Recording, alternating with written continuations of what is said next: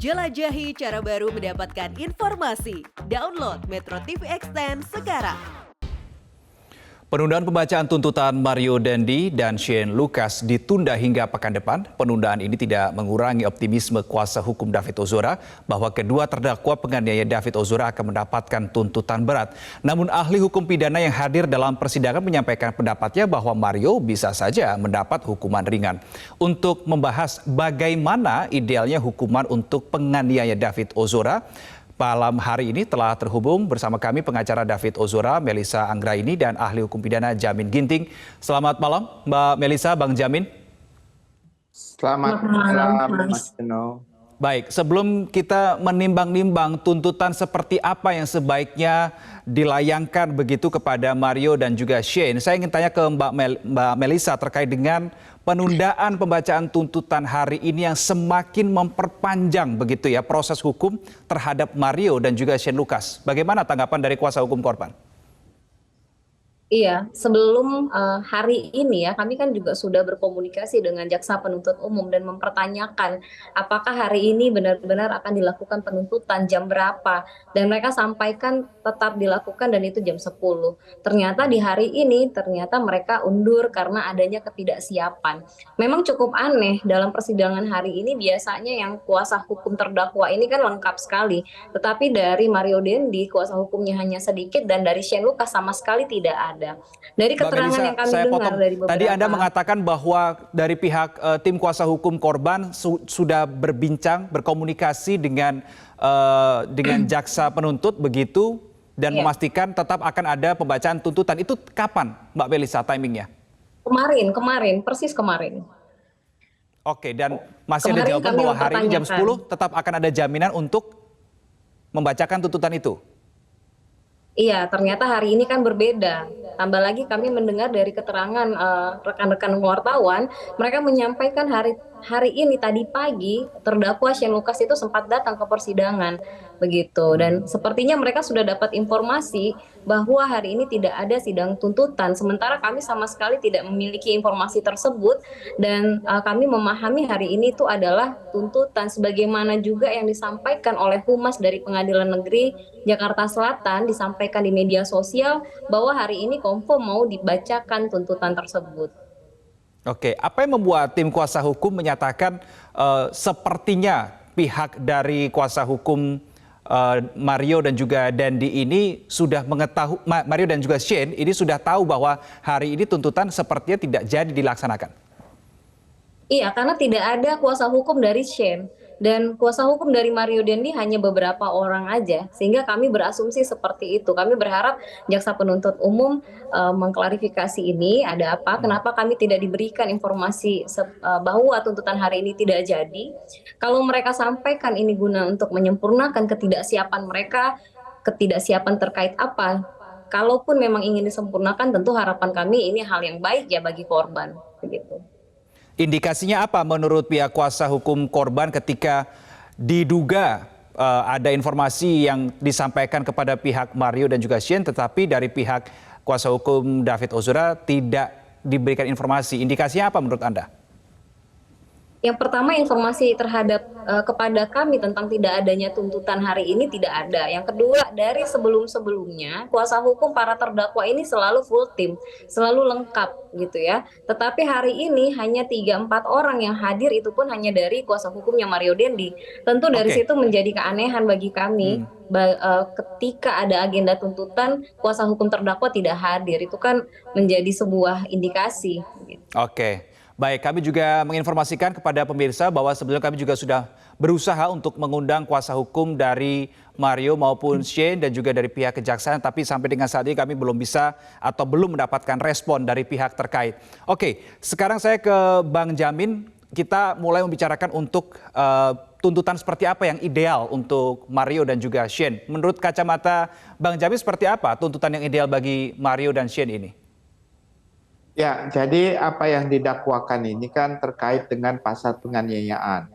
Pasal penganiayaan itu dikualifisir menjadi penganiayaan ringan di 351, penganiayaan berencana di 353, dan penganiayaan berat berencana di 355. Nah, jadi kalau kita melihat strukturnya ini, maka dari fakta-fakta di persidangan harus dapat dibuktikan. Pertama, kalau pemberatan harus ada perencanaan dulu. Apakah ada perencanaan? Ataukah ini spontanitas sebagai suatu kenakalan remaja atau orang seperti orang si Sen atau si Mario ini? Yang kedua, apakah penganiayaan itu dapat dikategorikan sebagai penganiayaan berat? Nah, kalau itu bisa dibuktikan, maka dakwaan yang pertama terkait dengan penganiayaan berat berencana itu bisa lebih berat hukumannya karena bisa sampai 15 tahun. Tapi kalau hanya berencana tapi penganiayaan tidak berat, itu 7 tahun. Ya, apalagi kalau dianggap penganiayaan ringan. Nah, faktor apa yang bisa menentukan apakah itu berat ringannya suatu perbuatan itu akibat dari perbuatan. Nah, apakah dia luka berat, apakah dia mati, atau apa dia tidak ada dikategorikan sebagai luka berat. Nah, nanti akan dinilai oleh majelis apakah keterangan dokter yang disampaikan dalam persidangan tentang kondisi kekinian daripada korban dapat dikategorikan sebagai suatu luka berat. Nah, itulah nanti yang akan menjadi dasar pertimbangan. Begitu model struktur pemikirannya nanti. Baik, Bang Jamin, tapi kalau pada saat di persidangan kita melihat Anda juga pada saat itu memberikan kesaksian, membuka ruang bahwa bisa saja Mario ini dijatuhi atau dituntut dengan hukuman yang ringan. Bagaimana penjelasan Anda, Bang Jamin? Ya, kalau konteksnya ternyata tidak dapat dibuktikan kalau ada unsur perencanaan. Nah, pada saat itu juga dihadirkan kan ahli kriminolog ya, terkait dengan seusia orang-orang seperti ini, lalu pergaulan hidupnya seperti apa. Nah, kata-kata yang diucapkan di dalam mobil terkait dengan akan saya habis atau apapun itu kalimatnya itu hanya spontanitas gitu loh. Nah, waktu dia datang langsung berhadapan dengan Mario, dia berhadapan dengan korban si Marionya, dia tidak ada rencana untuk itu, tapi stimulasi itu didapatkan dari korban contohnya. Nah, itu bisa menjadi dasar bahwasanya korban itu ikut berperan untuk melakukan suatu perbuatan itu terjadi. Berarti itu, menurut Bang Jamin unsur berencana ini tidak ada dalam penganiayaan oleh Mario kepada David? Ya, itu spontanitas ya. Artinya dalam konteks itu kan kalimatnya spontanitas. Kalau dalam spontanitas berarti tidak masuk dalam kategori pasal 353. Nah, jadi kalau tidak masuk kategori pasal 353 tetapi mengakibatkan luka berat, itu masuk ke 351. Nah, itu konstruksinya ya yang bisa menjadi dasar perbuatan itu. Tapi kembali lagi tentu semua berdasarkan fakta persidangan dan bukti-bukti material yang dihadirkan gitu. Menurut Bang Jamin ini bukan perencanaan, ini adalah bentuk spontanitas, tidak tepat kalau dikenakan pasal 353 yang berencana atau mungkin bahkan 355 karena penganiayaan dengan perencanaan, tapi tepatnya adalah pasal 351. Nah, menurut Mbak Melisa ini bagaimana? Tanggapan Mbak Melisa bagaimana? Tapi ditahan dulu, kita jawab di segmen berikutnya. Pemirsa tetap bersama kami di Prime Time News.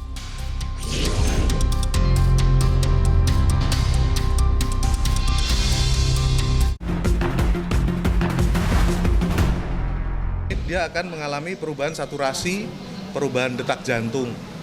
Nah, David ini yang terakhir 18 menit, 18/24. Jadi kalau di persentasi 18/24 itu ya sekitar berapa ya? 70 sampai 80-an lah. Gitu. Dan masih sering kadang short time memory ya, kadang dia pikun, suka lupa, pikun gitu. Kalau pikun itu memang agak lama sih itu. Iya, karena kan belum nyambung ya. Ini yang kemarin dijelaskan Dokter Tatang, akson yang di penghubung antara otak kanan dan kiri itu ada trauma yang sangat dalam, robeknya, sehingga itu yang menyebabkan dia masih pikun. Baru saja kita simak keterangan terkait dengan kondisi terkini korban David Ozora. Kami lanjutkan perbincangan bersama dengan Mbak Melisa dan Bang Jamin. Saya ke Mbak Melisa, kalau tadi Bang Jamin mengatakan tindakan Mario ini adalah spontanitas, tidak masuk dalam unsur berencana. Bagaimana dari pihak korban ini melihat tindakan Mario ini berencana atau tidak? sebenarnya kan sudah terungkap di fakta-fakta persidangan ya, pada saat keterangan saksi-saksi juga dalam bukti digital forensik sudah diperlihatkan bagaimana sudah ada rencana-rencana terlebih dahulu terkait mengajak orang-orang lain dan menyampaikan akan melakukan pemukulan dan lain sebagainya. Niat jahat itu sudah terlihat dari rencana awal. Dan keterangan para terdakwa ini ketika di persidangan itu banyak yang tidak relevan antara apa yang mereka sampaikan dengan bukti chat yang diungkap oleh majelis hakim juga jaksa penuntut umum. Sehingga kalau menurut kami terkait dengan perencanaan itu sudah terpenuhi secara utuh seperti itu, karena kalau spontanitas maka itu seperti layaknya orang yang tiba-tiba bertemu tidak sengaja lalu terjadilah hal tersebut. Sementara dari proses Mario Dendi dan orang Shane Lucas dan anak Agi ini datang kan dengan penuh tipu muslihat, dari meminta Sherlock, menyampaikan akan datang dengan siapa, itu dengan penuh niat yang jahat. Dan tadi kalau disampaikan oleh Prof. Jamin Ginting ya terkait dengan adanya stimulasi dari korban.